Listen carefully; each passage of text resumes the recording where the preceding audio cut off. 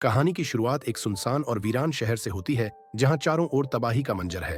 यह सब एक खतरनाक जॉम्बी वायरस के फैलने की वजह से हुआ था, जिसने दुनिया की आधी से ज्यादा आबादी को जॉम्बी में बदल दिया था। इसके बाद कहानी में एक कपल, मॉली और निक की एंट्री होती है। दोनों एक सुरक्षित आइलैंड पर जाने का प्लान बनाते हैं।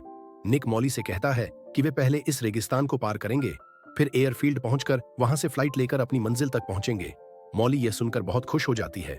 निक फुल स्पीड में कार चला रहा होता है और मॉली रेडियो पर जॉम्बीज के खतरे की खबर सुन रही होती है। हालांकि मॉली इन चेतावनियों को नजरअंदाज कर रेडियो बंद कर देती है। कुछ देर बाद मॉली की तबीयत खराब होने लगती है और वह कार से बाहर आकर उल्टी करती है। इसी बीच निक को पता चलता है कि कार का टायर मिट्टी में फंस गया है। वह गुस्से में आ जाता है, लेकिन जल्द ही उन्हें पैदल ही एयरफील्ड तक जाने का फैसला करना पड़ता है, जो 30 मील दूर था। निक अपने एक दोस्त को मदद के लिए फोन करता है, लेकिन तभी उन्हें एक अजनबी शख्स उनकी ओर आता हुआ दिखाई देता है। निक को लगता है कि वह भी किसी तरह फंसा हुआ इंसान है, लेकिन जैसे ही वह करीब आता है, निक और मॉली को एहसास होता है कि यह एक जॉम्बी है। निक जल्दी से कार से गन निकालता है, लेकिन इस दौरान उसका फोन गिर जाता है। निक जॉम्बी के सिर पर गोली मारता है, जिससे वह गिर जाता है। मॉली को लगता है कि उसे मारना आसान था, लेकिन अचानक वह जॉम्बी फिर से जिंदा हो जाता है। निक बार बार उसे शूट करता है, लेकिन वह लगातार उनकी ओर बढ़ता रहता है। डर के मारे दोनों कार में बंद हो जाते हैं। दिन से रात हो जाती है, लेकिन जॉम्बी वहां से हिलता तक नहीं। मॉली गुस्से में निक को ताना मारती है कि अगर उसने फोन समय पर उठा लिया होता तो वे मदद बुला सकते थे। अचानक जॉम्बी गायब हो जाता है। निक जब हेडलाइट जलाकर उसे ढूंढने की कोशिश करता है तो उन्हें दूर दूर तक कुछ नजर नहीं आता। दोनों कार से बाहर निकलकर फोन ढूंढते हैं। थोड़ी देर बाद मॉली को फोन मिल जाता है, लेकिन तभी जॉम्बी अचानक आकर निक पर हमला कर देता है। वह निक की गर्दन पर काट लेता है और मॉली डर के मारे भागकर कार में छुप जाती है। वह देखती है कि जॉम्बी निक की आंतें निकालकर खा रहा है। डर के मारे कांपती हुई मॉली रात भर झाड़ी के पीछे छुपी रहती है। जैसे ही वह सोचती है कि जॉम्बी चला गया है, वह अचानक खिड़की के पास आकर मॉली पर हमला कर देता है। मॉली अपनी जान बचाने के लिए रेगिस्तान में भागती है। अगले दिन सुबह मॉली की आंख खुलती है तो वह खुद को एक सुनसान रेगिस्तान में पाती है। चारों ओर कोई भी इंसान नजर नहीं आता। घबराई हुई मॉली निक का फोन उठाती है और उसके दोस्त जिम्मी को कॉल करती है। वह उससे मदद मांगती है, लेकिन जिम्मी उसे एयरफील्ड तक पहुंचने को कहता है, क्योंकि उसका प्लेन खराब हो गया था और वह उसे ठीक कर रहा था। मॉली फोन पर जीपीएस चालू करके पैदल ही एयरफील्ड की ओर चल पड़ती है। कई मील चलने के बाद वह थकान और भूख से परेशान हो जाती है। बैग में खाने की तलाश करती है, लेकिन कुछ नहीं पाती। भूख मिटाने के लिए वह सिगरेट पीने लगती है।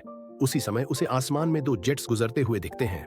वह जोर जोर से चिल्लाकर उनकी ओर इशारा करती है, पर वे बिना रुके आगे निकल जाते हैं। रात हो जाने पर मॉली एक जगह आग जलाकर बैठ जाती है। बैग में अपनी बेटी की एक तस्वीर देखकर वह भावुक हो जाती है। तभी अचानक वही जॉम्बी उस पर हमला करने आ जाता है। वह किसी तरह भागकर एक ऊंची चट्टान पर पहुंच जाती है। अंधेरे में वह नीचे देखती है और महसूस करती है कि जॉम्बी वहां से जा चुका है। वह चट्टान पर ही सो जाती है। सुबह होते ही उसकी नींद खुलती है और वह देखती है कि जॉम्बी चट्टान पर चढ़ने की कोशिश कर रहा है। मॉली उसे चकमा देकर तेजी से नीचे उतरने की कोशिश करती है, लेकिन उसका पैर फिसल जाता है और वह गिर जाती है। गिरने की आवाज सुनकर जॉम्बी उसकी तरफ बढ़ने लगता है। मॉली अपना सामान उठाकर भागने लगती है, लेकिन भागते समय उसकी पानी की बोतल गिर जाती है। बिना डरे वह बोतल उठाती है और फिर से भाग खड़ी होती है। भूख और थकान से बेहाल मॉली एक बर्बाद घर में पहुंचती है। वह किचन में खाने के लिए कुछ ढूंढती है, लेकिन उसे कुछ नहीं मिलता। निराश होकर वह एक कोने में बैठकर सिगरेट जलाती है और थकावट के कारण वहीं सो जाती है। सपना देखते हुए उसे अपनी बेटी की छवि दिखाई देती है, जो उसे जगाने की कोशिश कर रही होती है। यह सपना देखकर उसकी नींद टूट जाती है। नींद खुलते ही उसे घर के बाहर अजीब सी आवाजें सुनाई देती हैं।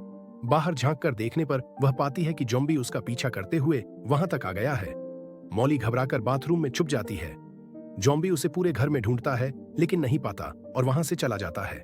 जॉम्बी के जाने के बाद मॉली बाहर निकलती है, जीपीएस ऑन करती है और फिर से एयरफील्ड की ओर चल पड़ती है। रास्ते में वह एक जगह बैठकर पानी पीती है। तभी उसे दूर वहीं जॉम्बी दिखाई देता है। वह उसे पत्थर उठाकर धमकाती है कि वह पास न आए, लेकिन जॉम्बी उसकी बातों को अनसुना करता है और उसकी तरफ बढ़ता रहता है। मजबूरन मॉली अपना सामान उठाकर फिर भागने लगती है। भागते भागते वह एक ऊंची चट्टान पर चढ़ जाती है और थोड़ी देर वहां आराम करती है, क्योंकि जॉम्बी चट्टान पर नहीं चढ़ सकता था। कुछ देर बाद वह नीचे उतरती है और चलना शुरू कर देती है, लेकिन जॉम्बी अभी भी उसका पीछा कर रहा होता है। रात हो जाती है और मॉली एक जगह आग जलाकर बैठ जाती है। सोचती है कि यह जॉम्बी कब तक उसका पीछा करता रहेगा, और अपने बीते हुए पल को याद करने लगती है। अगले दिन मॉली अपने सफर पर आगे बढ़ती है। जब वह पीछे मुड़कर देखती है तो उसे फिर से वही झोंबी दिखाई देता है। यह देखकर वह घबरा जाती है और तेजी से कदम बढ़ाते हुए एक रेत के टीले पर पहुंच जाती है। वहां उसे लगता है कि एयरफील्ड अब नजदीक है। पीछे देखने पर जोंबी वहां नहीं होता, जिससे वह राहत की सांस लेती है। लेकिन यह खुशी ज्यादा देर नहीं टिकती, क्योंकि उसे एक बड़ा रेतीला तूफान अपनी ओर आता हुआ दिखाई देता है। मजबूर होकर वह उसी रास्ते पर वापस भागती है जहां से आई थी। तूफान का फायदा उठाकर जोंबी उसे पकड़ने की कोशिश करता है, लेकिन मौली किसी तरह अपनी जान बचाकर भाग निकलती है। भागते भागते वह भूख और प्यास से कमजोर होकर गिर जाती है और बेहोश हो जाती है। जब उसे होश आता है तो वह खुद को मिट्टी में लिपटा पाती है। वह चारों ओर देखती है, लेकिन झोंबी का कोई निशान नहीं होता। तभी उसे एक कार की आवाज सुनाई देती है। वह हेल्प हेल्प चिल्लाती है, लेकिन उसकी आवाज कार तक नहीं पहुंचती। फिर वह पूरी ताकत से चिल्लाती है, जिससे कार में बैठे दो लड़के उसे देख लेते हैं। दोनों लड़के मौली के पास आकर उसे पानी पिलाते हैं और पूछते हैं कि वह वहां कैसे पहुंची। मौली बताती है कि उसे एयरफील्ड जाना है, जहां उसका एक दोस्त उसका इंतजार कर रहा है। यह सुनकर दोनों लड़के मदद करने के लिए तैयार हो जाते हैं और उसे अपनी कार में बैठा लेते हैं। अचानक मौली को याद आता है कि उसका बैग रेगिस्तान में छूट गया है। वह लड़कों से बैग लाने की बात कहती है। लड़के उसे कार में आराम करने का कहते हुए बैग ढूंढने चले जाते हैं। कार में बैठकर मौली ऐसी का आनंद लेती है। तभी उसकी नजर कार में रखी एक फोटो पर पड़ती है। फोटो में एक बच्चा कैप पहने दिख रहा था और वही कैप अब एक लड़के ने पहनी हुई थी। लेकिन फोटो में दिख रहे लोग ब्लैक थे, जबकि ये लड़के व्हाइट। मौली को उन पर शक होता है और वह कार की छानबीन शुरू करती है। तभी उसे खून से सना कपड़ा और एक हथियार मिलता है। घबराकर वह कार से बाहर निकलने की कोशिश करती है, लेकिन लड़के लौट आते हैं। लड़के मौली को कार से बाहर जाने नहीं देते और उसे चाकू दिखाकर डराने लगते हैं। वे बताते हैं कि उन्होंने फोटो में दिख रहे बच्चे और उसके पिता की हत्या की थी। यह सुनकर मौली डर जाती है। तभी रेगिस्तान में दबा जोंबी अचानक बाहर निकल आता है और एक लड़के पर हमला कर देता है। दूसरा लड़का डरकर कार लेकर भाग जाता है, लेकिन एक ट्रॉली वहीं गिर जाती है। मौली जोंबी को देखती है और उसे महसूस होता है कि इस बार उसी जोंबी ने उसकी जान बचाई है। उसे जोंबी से सहानुभूति होने लगती है। वह ट्रॉली में रखी पानी की बोतलों को रस्सी से बांधती है और जोंबी को ट्रॉली खींचने में लगा देती है। जोंबी ट्रॉली का भार उठाए चलता है और मौली आगे बढ़ती रहती है। रास्ते में मौली जोंबी से बात करती है, उसे अपने जीवन की बातें बताती है। वह कहती है कि उसने अपनी बेटी को बहन के पास छोड़ दिया था, क्योंकि उनकी कोई संतान नहीं थी। वह उम्मीद करती है कि उसकी बेटी ठीक होगी। बात करते हुए मौली भावुक हो जाती है, लेकिन फिर खुद को संभालती है। मौली कहती है, मैं तुमसे क्यों बात कर रही हूं? तुम तो कुछ समझते ही नहीं। लेकिन मेरे पास कोई और नहीं है, इसलिए मैं तुम्हें सब बता रही हूं। जोंबी चुपचाप उसकी बातें सुनता रहता है और उसके साथ साथ चलता रहता है। मौली धीरे धीरे अपने सफर पर आगे बढ़ती रहती है। मौली अब सोचती है कि जोंबी को चट्टान से बांध देना सही रहेगा, ताकि वह बिना किसी डर के अकेली एयरफील्ड तक जल्दी पहुंच सके। वह रस्सी की मदद से जोंबी को एक चट्टान से बांध देती है, लेकिन जब वह उसे छोड़कर जाने लगती है तो उसे अच्छा नहीं लगता। जैसे ही मौली जोंबी के पास जाती है, वह उसे काटने की कोशिश करता है। मौली उसे स्टॉप कहती है और जोंबी वहीं रुक जाता है। रात में मौली चट्टान पर बैठ जाती है और अपनी बेटी के याद में उसकी तस्वीर देखकर भावुक हो जाती है। वह जोंबी से अपनी बेटी के बारे में बातें करने लगती है और जोंबी उसकी बातों को ध्यान से सुनता है, मानो सब कुछ समझ रहा हो। अगले दिन मौली फिर सफर शुरू करती है। जोंबी भी उसके पीछे पीछे चलता है। मौली उसे कहती है कि उन्हें दोपहर से पहले एयरफील्ड तक पहुंचना होगा। रास्ते में वे एक सड़क पर पहुंचते हैं और मौली खुश हो जाती है। तभी उन्हें एक आर्मी ट्रक दिखाई देता है। मौली जोंबी को छुपा देती है, यह सोचकर कि अगर आर्मी वालों ने उसे देखा तो वे उसे मार देंगे। जब सारे ट्रक निकल जाते हैं तो मौली सड़क पर आती है, लेकिन एक ट्रक वहीं रुक जाता है और दो आर्मी अफसर मौली पर बंदूक तान देते हैं, यह मानकर कि वह संक्रमित है। मौली उन्हें समझाने की कोशिश करती है और वे मान जाते हैं कि वह सामान्य इंसान है। वे उससे पूछते हैं कि वह इस खतरनाक रेगिस्तान में क्यों घूम रही है। मौली उन्हें झूठ बोलती है कि वह अपने पति के साथ आई है।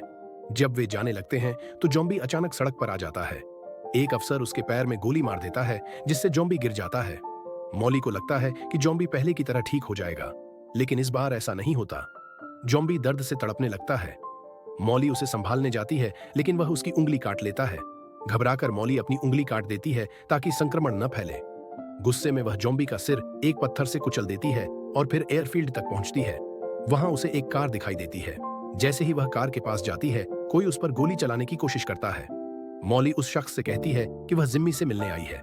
वह शख्स खुद को जिम्मी बताता है और माफी मांगता है। जिम्मी मौली को एक कमरा दिखाता है और बताता है कि उसके 4 मैकेनिक जोंबी बन चुके हैं, इसलिए वह दरवाजा न खोले। मौली कार की चाबी ढूंढने लगती है, लेकिन वह नहीं मिलती। आखिरकार वह दरवाजा खोलती है और जॉम्बी की जेब में चाबी ढूंढने की कोशिश करती है। तभी एक जॉम्बी उस पर हमला करता है, लेकिन मॉली उसे ड्रिल मशीन से मार देती है। चाबी मिलने के बाद मॉली अपने घर पहुंचती है। वहां उसे अपनी बहन के पति का मृत शरीर मिलता है और शीशे पर एक मैसेज लिखा मिलता है। उसकी बहन ने जॉम्बी से संक्रमित होने के बाद खुद को जला लिया था। आखिरकार मॉली अपनी बेटी को ढूंढ लेती है, लेकिन तभी कई जॉम्बी आ जाते हैं। मॉली बिना डरे डंडा उठाकर उनका सामना करती है। इसी के साथ कहानी यहीं खत्म हो जाती है।